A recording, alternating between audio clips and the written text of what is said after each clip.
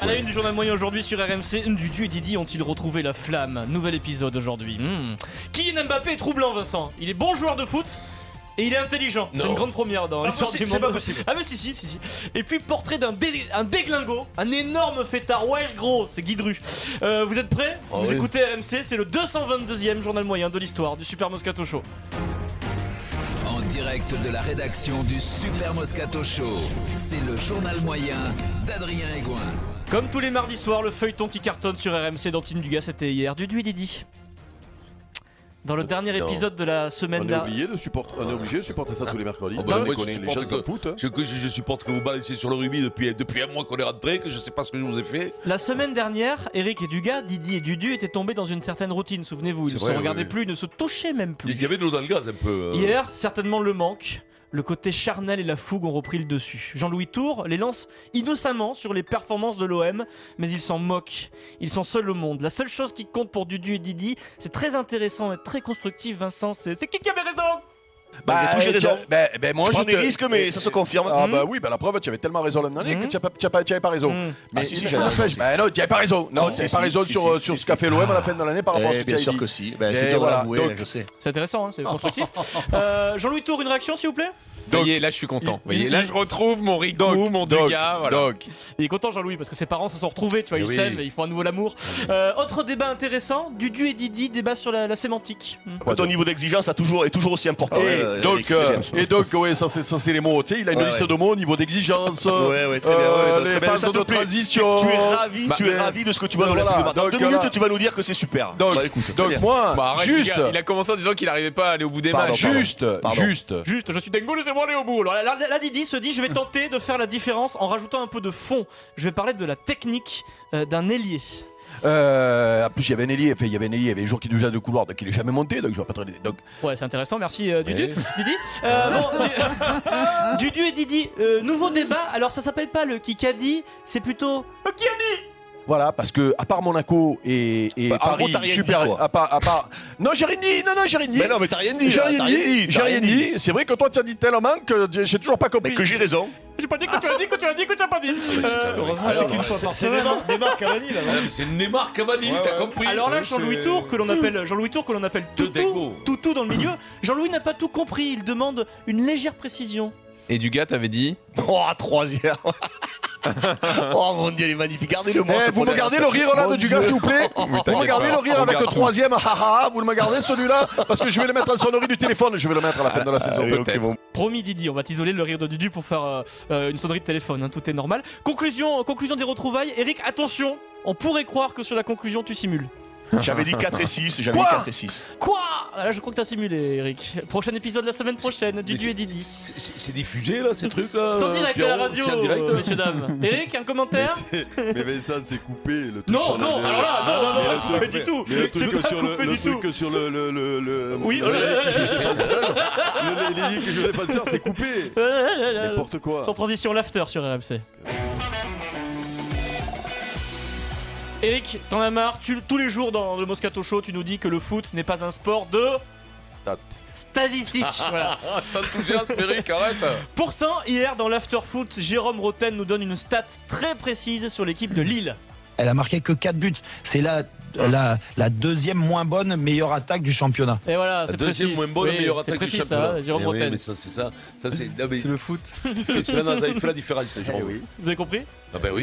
Ça veut dire quoi? La moins bonne attaque, la moins bonne, il suffit de dire la moins bonne attaque. Sans transition, la vérité vient toujours de la bouche des enfants, oui. Cavani, Neymar, l'histoire du péno. Le petit Kylian Mbappé, 18 ans, il est né en 1998, t'imagines Vincent? Dès dimanche soir sur Canal, 22h57, le petit Kylian, qui est très intelligent, avait tout vu venir. Kylian, Cavani avait l'air très énervé à la fin du match. Il est un peu déçu, c'est normal, c'est un compétiteur, mais il va en remettre d'autres et il va remarquer encore plein de buts. Tu l'as dit que c'est toi qui allais tirer maintenant. Ah non. Ça c'est source de conflit. Merci Kylian, merci à toi. Oui Kylian, c'est effectivement source de conflit. Oui, 22h57 dimanche soir, il avait senti venir tout ce petit bazar, Vincent. Il est pas bête ce Kylian. Il est pas bête. Il est brillant. Évidemment qu'il voit le problème, il le voit, il est à côté. Tu crois quoi? Le premier petit intelligent qui sort là, il sort du foot, il sort pas du rugby. Ma foi. Nous on cherche toujours le premier intelligent du rugby, là. pas trouvé. C'est dingue. C'est qui l'intelligent du rugby, l'intello de l'équipe de France? Toujours pas trouvé. Cherchez pas, on l'a pas trouvé encore. Il serait pas de Arles sur Tech. Explique-moi, t'en as qui font des masters anciens Spo, des masters anciens Spo et tout ça là. En rugby, il y a un nombre de médecins et d'avocats qui ne pratiquent pas, qui n'exercent pas et qui n'ont jamais appris. C'est ça qui est formidable. Le nombre de médecins et tout ça, il y en a un paquet. C'est que les impraticables, ils s'appellent. Qui a un bac technique, mais pas dans le championnat de France, dans le championnat européen en entier, je te le dis.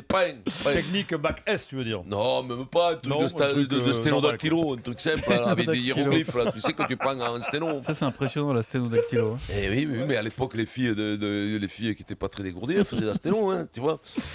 C'est vrai, ils étaient dirigés avec des BEP, des CAP, tu te rappelles ça, dans des carnets notés comme les trucs des Champollion, là, les Égyptiens. Les Champollion, c'est pas les Égyptiens. Si, Champollion, c'est lui qui a décrypté les hiéroglyphes.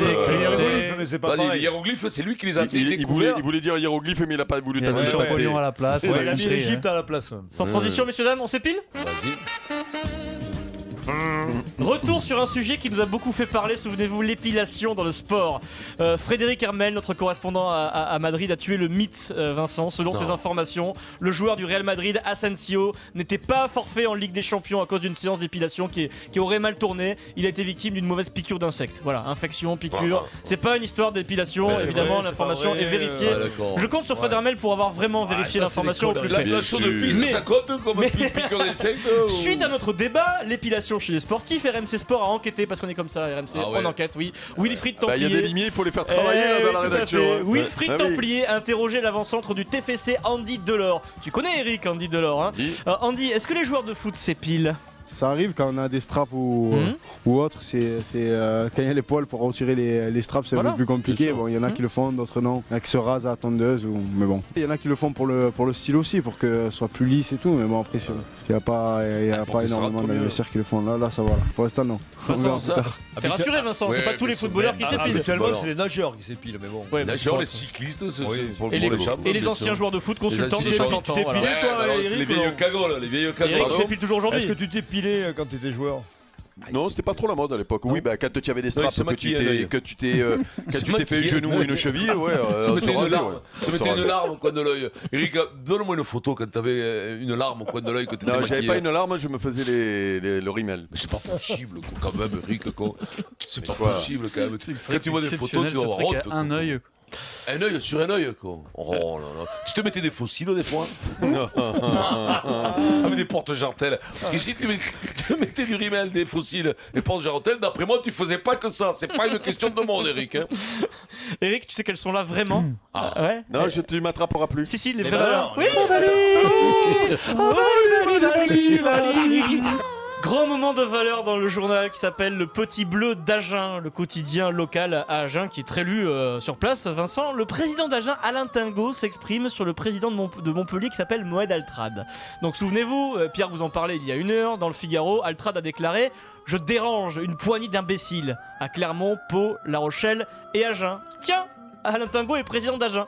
Donc Alain Tingaud lui répond dans Le Petit Bleu et dit « Moed Altrad a pété un boulon, il est juste imbu de sa personne. Je l'ai vu insulter humainement un président en prétextant qu'il ne boxait pas dans la même catégorie. » Et il rajoute, et ça Vincent, ça va te plaire, « S'il veut Altrad qu'on se retrouve dans un pré à 6h du matin avec ses armes, comme dans les siècles passés, je suis son homme, mais il n'a pas ce courage. » Le défi est lancé, Vincent. Dans Le Petit Bleu d'Agen. On a dit Meko du Gary. Mais ça va bien quand même dans le rugby, moi je trouve. Altrad et tout va bien dans ce sport. Qui gagne? Ce sport de gentleman. Tingaud Altrad, qui gagne selon les gabarits? Je sais pas comment il est, moi, Tingaud. Ah ouais, il est très costaud. Et il paraît qu'il y a un autre défi. Après, s'il joue au poker au niveau de l'oseille, je sais qui c'est qui gagne, je te le dis. Mais imagine si Romeyer dit, je sais pas moi, à Sadran, allez viens, on se file dans un pré énorme. Un contre un, je te mets un coup de tronche. Ce serait du On est revenu aux vieilles valeurs. Mais Pierrot, tu sais qu'il paraît que Bernard a lancé le défi à Paul Gauze, il paraît. T'imagines le problème? Il écrase, quoi. Bernard, c'est Paul Gauze. Cela dit, Pierre a raison, ce genre de déclaration, c'est hallucinant. En gros, ils ont tous les droits. Personne Le Petit Bleu d'Agen. Le Petit Bleu d'Agen, c'est la dépêche comme ça. En même temps, c'est bien parce que ça peut pas arriver dans le foot. Pierrot, C'est notre style à nous, c'est le rugby. Alors oui, ça c'est indéniable, c'est votre style, ça c'est sûr. Non mais c'est vrai. Mais quelque part, c'est surréaliste. C'est vrai que ce sport a réussi un tour de passe-passe extraordinaire avec ses valeurs. Tout passe. Ah ouais, tout passe. Alors, mais tu peux te filer une fripée avec un mec, c'est aussi honnête que de se filer des coups, de se dénoncer, certains médias dénoncer les amis pour qu'après il y ait un acharnement climatique. Ah, l'acharnement médiatique, oui. L'acharnement médiatique. Eric, il est allé contre des mecs complètement transparents.